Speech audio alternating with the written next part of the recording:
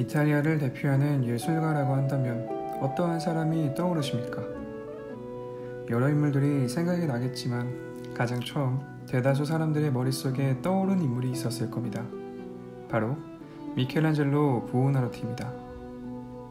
이탈리아 르네상스를 대표하는 최고의 건축가이자 화가, 시인, 그리고 조각가였었던 그는 1475년 3월 6일 이탈리아 피렌체 근처 카프레제에서 태어나게 됩니다. 미켈란젤로는 13살에 피렌체를 대표하는 가문, 메디치 가문의 로렌초 디 메디치의 주목을 받으며 메디치가가 그동안 수집한 고대 조각들을 비롯한 많은 작품들을 자유롭게 접하며 기술들을 익히기 시작을 합니다. 그리고는 그의 나이 24살에 완성한 걸작이 있습니다. 바로 피에타입니다. 피에타는 이탈리아어로 슬픔과 비탄을 의미하는 것으로 죽은 예수, 즉 아들을 안고 슬픔에 빠져있는 동정녀 마리아를 나타냅니다. 그가 표현한 피에타를 보면 마리아의 치맛자락, 옷의 섬세한 주름들, 죽은 예수를 바치는 마리아의 손끝이 눌린 철의 느낌, 그리고 축 늘어져 버린 예수의 신체, 그리고 근육 묘사는 대리석으로 표현할 수 있는 가장 사실적인 최고의 묘사를 끌어내었습니다.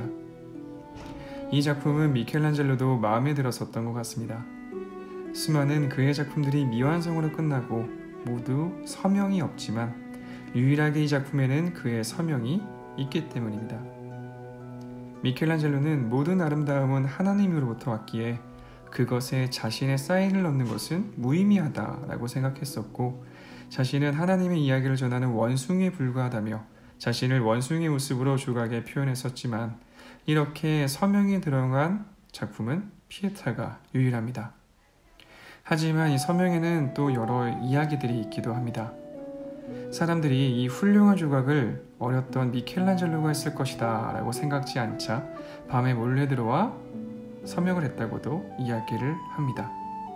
하지만 1499년 24살이라는 나이에도 불구하고 강렬하면서도 부드러움을 품은 그의 표현력에서, 또한 마리아의 손끝, 예수의 발끝에 표현된 세밀한 그의 조각 기법에서 대가의 손길이, 그리고 마리아의 슬픔과 애안이 그대로 전해져 옵니다.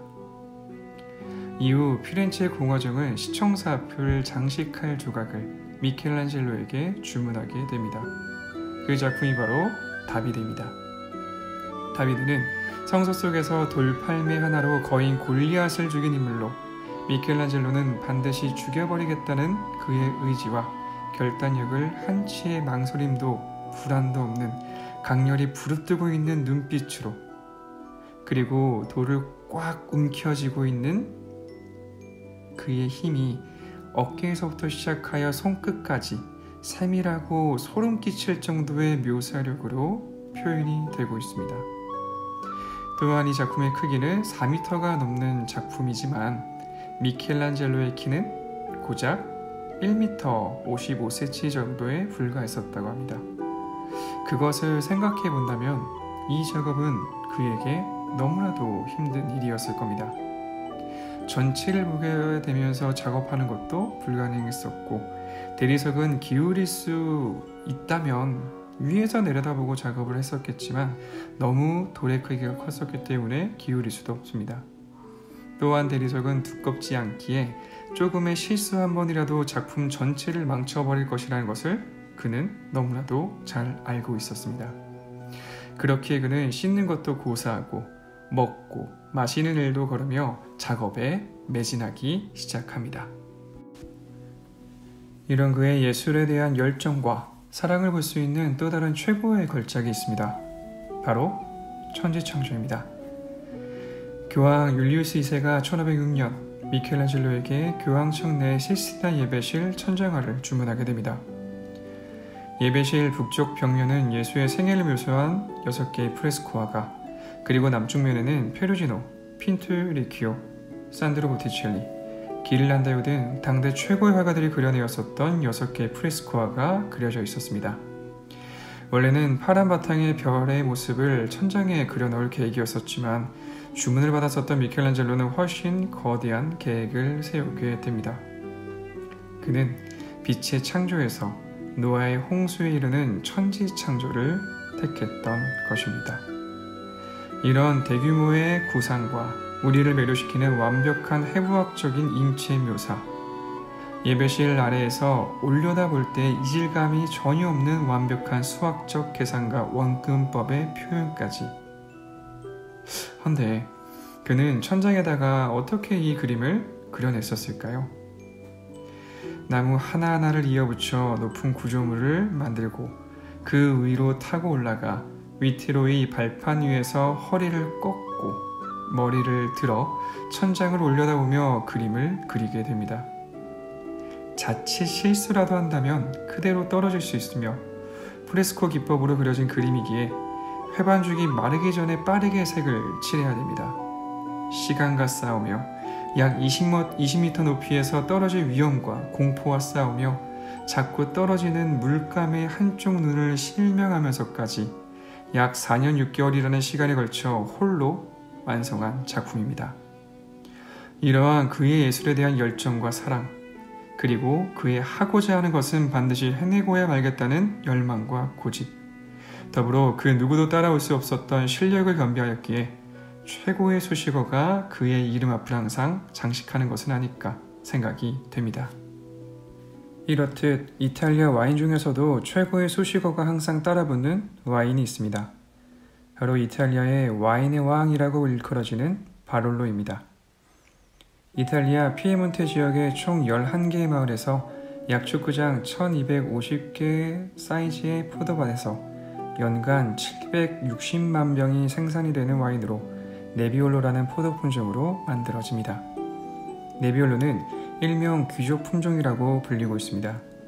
네비아라는 안개라는 뜻을 가진 이탈리아에서 유래가 되었는데 해발 고도 150m에서 500m 사이에 위치한 높은 고도에서 안개를 머금고 자라는 포도 품종으로 네비올로라는 이름은 참으로 잘 어울리는 것 같습니다. 네비올로는 기후, 일조량, 강수량 등등 자연 환경 조건에 상당히 민감하게 반응을 합니다.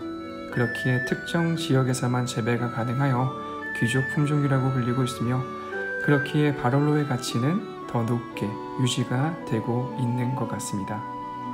또한 바롤로는 반드시 출시하기 전 36개월이라는 숙성 기간을 거친 와인만이 출시가 가능합니다. 또한 제일 상위 등급인 리제르바 등급은 60개월의 숙성 기간을 반드시 거치고 난 뒤에 출하가 가능합니다. 이처럼 철저한 관리와 그들의 고집이 이 와인의 명성을 더욱더 드높이는 것 같습니다. 피에몬테 지역은 트러플, 송로버섯의 산지로도 유명합니다. 그렇기에 바롤로의 향기에서는 트러플의 향기가 처음 우리의 코를 즐겁게 만들게 됩니다. 그리고 방금 자른 것 같은 신선한 담뱃잎에서 느껴지는 달콤함과 은은한 나무향, 그 한켠으로는 말린 장미를 비롯한 말린 과일들의 향들이 진득하게 밀려옵니다. 그리고 입안을 꽉 채워버리는 무게감과 어떨 때에는 혀가 얼얼하다라고 싶을 정도로 느끼는 강한 타닌이 파워풀하게 느껴집니다. 하지만 시간이 지나며 부드럽게 풀어지는 타닌이 묵직한 무게감과 함께 혀를 감싸게 되며 기분 좋은 목넘김으로 긴 여운과 함께 마무리가 됩니다. 모든 와인이 그렇긴 하지만 특히 바롤로는 오픈을 하고 천천히 시간을 가지고 더 오랜 시간 동안 즐겨보시는 것을 권합니다. 강하고 때론 거칠게 느껴지며 세월과 함께 부드럽게 변해가는 그 모습은 이탈리아의 왕의 와인, 와인의 왕이라는 최고의 수식어는 가히 아깝지가 않습니다. 근육질의 강인한 모습을 뛰어난 실력으로 조각하였었던 이탈리아 천재조각가 미켈란젤로의 작품들은 마치 와인의 왕이라고 칭해지는 강하고 부드러운 바롤로를 닮았고 묵직하게 오크통과 병 속에서의 몇 년의 세월을 견디며 최고의 모습을 만들어가는 바롤로의 모습은 마치 미켈란젤로의 고집과 열정을 닮았습니다. 항상 최고의 수식어가 따르는 이탈리아를 대표하는 예술가와 와인. 오늘의 영상은 영화 카사블랑카의 명대사를 빌려 마무리해 보겠습니다. 다비드의 눈동자의 컴백. 감사합니다.